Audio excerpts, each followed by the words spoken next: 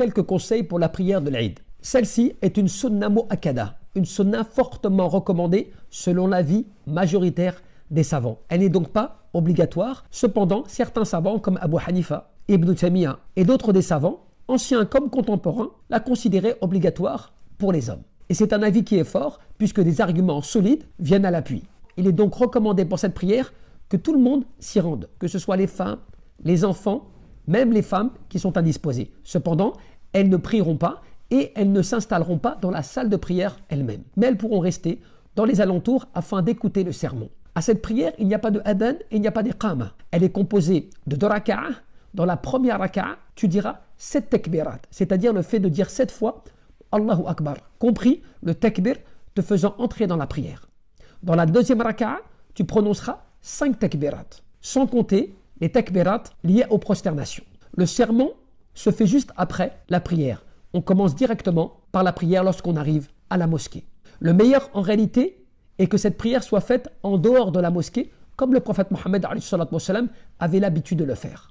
Aussi, pour ceux qui auraient manqué cette prière, ils peuvent la refaire chez eux, seuls ou en groupe. Simplement, ils ne referont pas le discours. Il est aussi recommandé, bien sûr, de se préparer pour cette prière, à savoir le fait que dès le matin, tu fais tes grandes ablutions, al-ghusl, tu te parfumes, tu te vêtis de tes meilleurs vêtements, sans extravagance, et tu te rends à la mosquée, en prononçant des takbirat de glorification pour le jour de la fête de l'Eid, en disant Allahu Akbar, Allahu Akbar, Allahu Akbar, La ilaha illallah, Allahu Akbar, wa lillahi alhamd. Mais tu peux dire aussi Allahu Akbar, La ilaha illallah. Donc uniquement 2 fois Allahu Akbar, il n'y a pas de mal à cela. Le discours en fait de Salat al-Eid n'est pas une obligation à l'écoute, à la différence du discours du vendredi.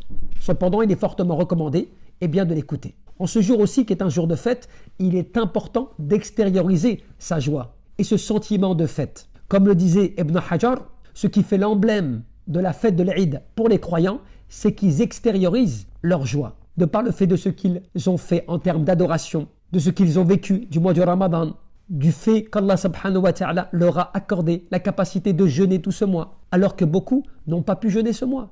D'autres n'ont même pas pu l'atteindre. D'autres même ont quitté ce bas monde pendant le mois du Ramadan. Et qu'Allah subhanahu wa ta'ala leur pardonne à tous. Enfin, il est important aussi de se recommander mutuellement le bien, de se pardonner mutuellement et de se recommander le bien et de se fêter mutuellement la bonne fête. Taqabbalallah minna wa minkum. Ce que les compagnons faisaient lorsqu'ils se rencontraient et qu'ils se voyaient avec bien sûr ce visage souriant, cette joie de la fête qui est un grand jour. Petite précision aussi, c'est que les takbirat de l'Eid, les glorifications que tu peux dire, elles commencent depuis le coucher du soleil de la veille de l'Eid jusqu'à ce que l'imam monte sur le minbar. Qu'Allah subhanahu wa ta'ala accepte de nous notre jeûne du Ramadan, qu'il nous pardonne nos péchés et nos méfaits et qu'il nous accorde d'atteindre le prochain Ramadan et que nous y soyons dans la meilleure des situations. Allahumma amin.